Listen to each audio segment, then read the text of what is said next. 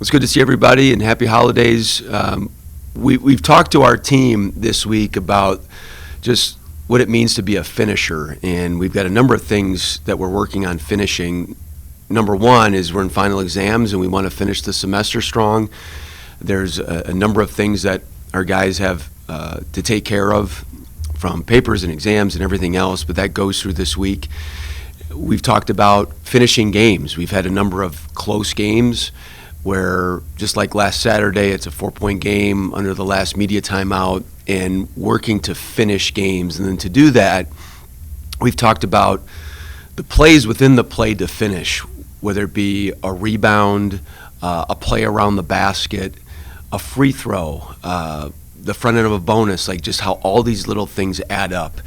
And so we've really just talking constantly about having a finishing mentality this week, in hopes to improve and try to finish this non-conference schedule before the holiday break. We've got another one after the holiday break, but we want to play our best basketball on Saturday. I feel like you played one of your best days of basketball on Saturday at UCF. I feel like from the field it was great. You kept your fouls down. They fouled early, so like you were getting to the free throw line a lot earlier than most games. I mean, at least talk about the shooting style it was for you guys. So from an offensive standpoint, it was our best offensive game since the ORU game.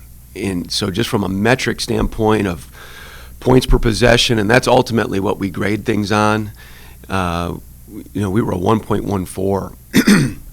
We do that repeatedly, we're going to be in good shape.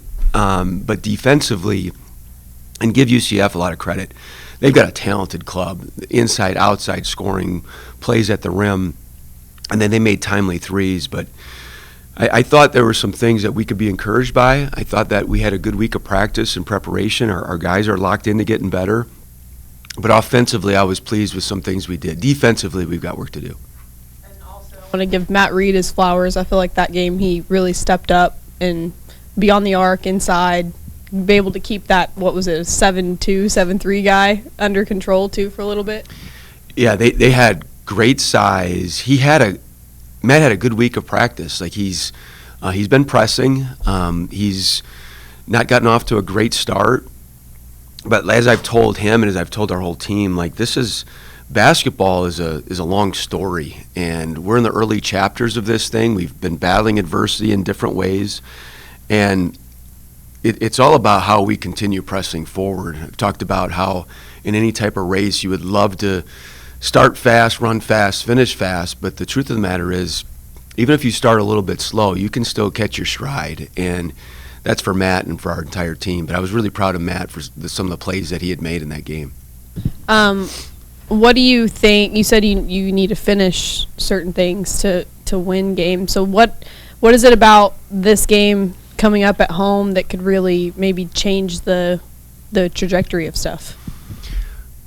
Well, you always gain confidence from doing challenging things, and I do think even though we lost the game on Saturday, we did some things that we hadn't been doing. Now we've got to be able to finish more plays to be able to come away with that win. Our rebounding is first and foremost on that. We're playing a small lineup at some portion of the game, whether we're starting it or playing it in the middle. Just based on our roster right now, we've got to play some small ball. That still doesn't give us an excuse not to rebound the basketball. We've got to be a little bit nastier than what we've been, a little bit more physical, and then we've got to pursue it with two hands. Yesterday we showed the team all the plays that we went for the basketball, but we just tipped it, and we've got to be able to expose our body and be able to go pursue it with two hands. So Saturday gives us an opportunity to try to do that against another team. Mississippi Valley State has been on the road all but 2 games this year. They've played most of the teams they played on the road are top 100, and I think Santa Barbara is just outside of that, so they played really good teams. They've tested some teams. They were in a really close game with Kansas State. This is not a team that we can look past one bit. We've got to play well, and we've got to practice well this week in preparation for it. Michael, how did you like the way your team reacted with Isaiah Barnes out? So we had to do it in-game against Southern, and I thought that our guys battled. We had to do some things on the fly, and they were receptive to the coaching, the adjustments, all that type of stuff. We felt a little bit short. Having the week of preparation, we had to adjust. We had to do some different things. So I thought that the guys rallied around the idea of, okay, someone's got to step up, and it's not just one person, multiple guys in multiple different ways. Matt Reed, for example, stepped up. I thought Keaston Willis and Dwan Odom played really well. We had contributions from other guys. Tyler Barron appeared in the game. Jay Nash gave us some important minutes. We just got to keep building on that. I guess you mentioned the rebounding issue. Beyond that, what are maybe some things that you're most, I guess, either concerned on or focused on? As you have 2 more games, and then you go, into conference play at that point. So the rebounding is number 1, and probably 2 and 3. We also have to limit the explosive plays that we see. We've turned the basketball over 11 times on Saturday, which is just a little bit above our goal, but it's very close percentage-wise. But it seems that we have a few of our live ball turnovers are turning into just too easy layups. We've got to work on our transition. It's the hardest thing to do now, but we have to have more resistance there. And then we're trying to figure out defensively what we can really hang our hat on. And what I mean by that is you need to typically win one of the margins. Of course, make people miss, or you've got to be able to either win the turnover margin or win the rebounding margin. We can't be at a deficit at both, and we were on Saturday. We've got to find a way to get more stops, whatever that looks like. And you'd love to be able to do both, and the elite defensive teams do, but there's just very few of those. We've got to find ways of getting more stops, and that's what I mean by finishing with a rebound, finishing with a loose ball. Like, there was just other plays that it looked like, hey, we're coming up with this one, and we just didn't. Not from a lack of effort. Maybe it's a little bit of focus, whatever it might be, but we've got to be able to come up with more of those plays. You kind of touched on it there at the very end. I was going to ask about it. There are some of those that felt like that there was effort there, it was just unlucky or unfortunate. How much of that did you take from that in their performance?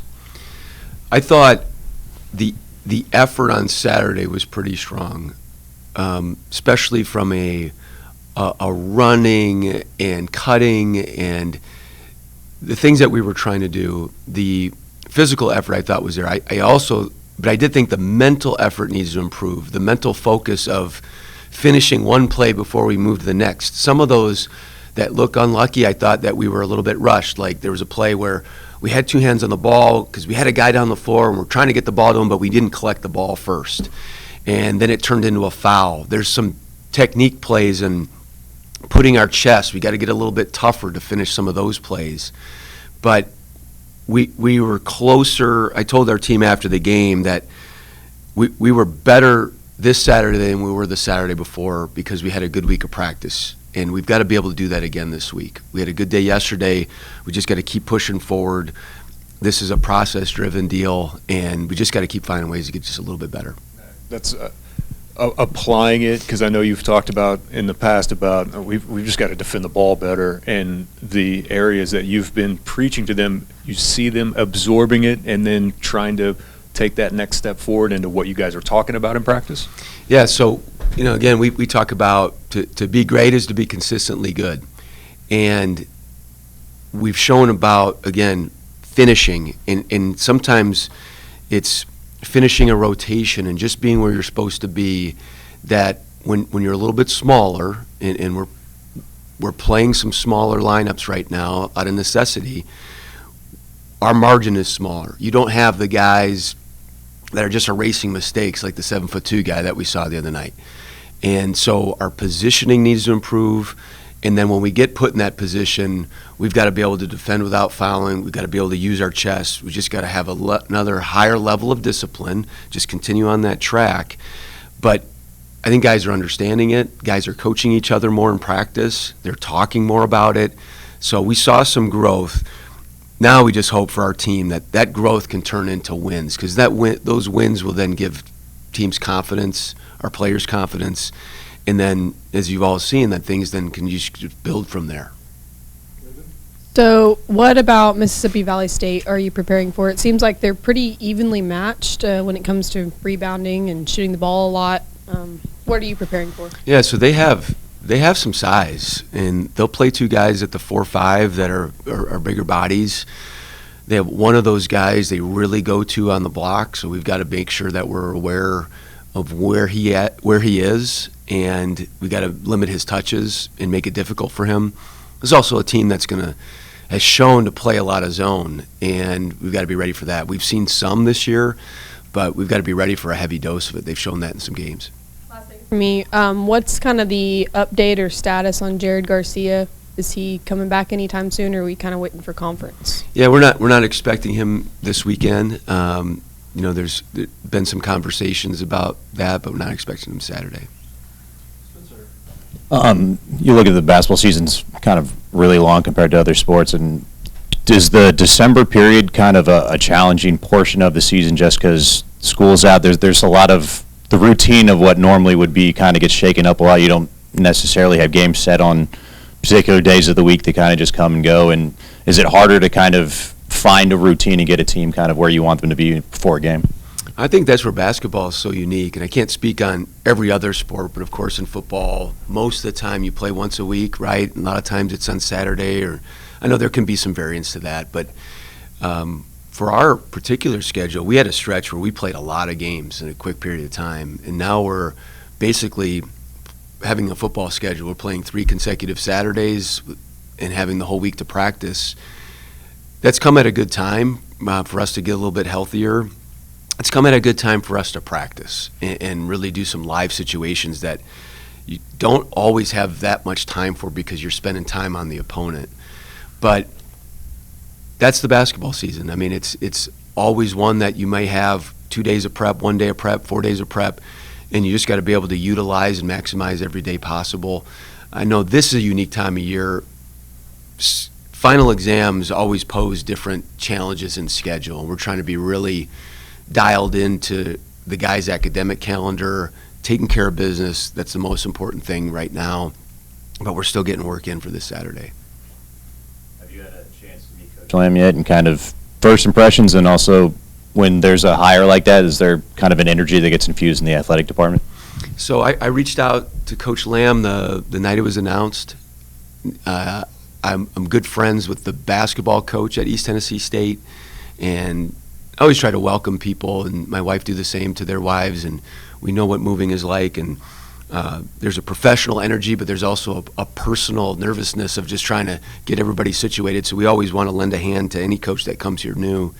I talked to him at his press conference. We had a holiday event last night for the athletic department, so I talked to him for a good bit there, but he's got a great energy about him. He's got a tremendous plan, and very excited about Tulsa football going forward. You know, it's the cool thing about what we get to do is be a part of something big, right? Of course, my focus is on men's basketball, but I love being a part of an athletic department, love being a part of a university, a greater community for that matter. But we're all cheering for each other big time, and I'm happy that Coach Lamb is here and welcome him and his family. Don't know if you get much time at this point of the year, but the Thunder are playing in the NBA Cup championship tonight. Just, do you care? Do you watch the NBA Cup at all? And second part, like, how much do you think the Bucks are winning by tonight? Well, that's a good question. So I did not know that. I have been following some. I'll give you a funny anecdote, though, funny story. So on the Milwaukee Bucks, you guys know that's my childhood team, but I am cheering for the Thunder. I went to a game a few weeks ago. But on the Milwaukee Bucks, Duffy Conroy on our staff, his nephew is on the Bucks. He got a 2-way contract. His name is Liam Robbins. He's about 7 feet tall. And there was an article recently, and it was on the air of one of the telecasts, that he didn't realize that there was a bonus structure to this NBA Cup, that you get, a sizable amount of money, especially for a 2-way guy. And Coach Conroy and our staff is from Iowa, as is his nephew, and he just said to the team and said, "Wow, I could buy a house in Iowa for that money." And so Giannis and them are saying, "Hey, we need to do this for Liam's house in Iowa." So that's been the battle cry for the Bucks. So the Bucks and the Thunder, I'm happy either way, but of course for Liam, I'd be really happy for him if he was able to buy that house in Iowa.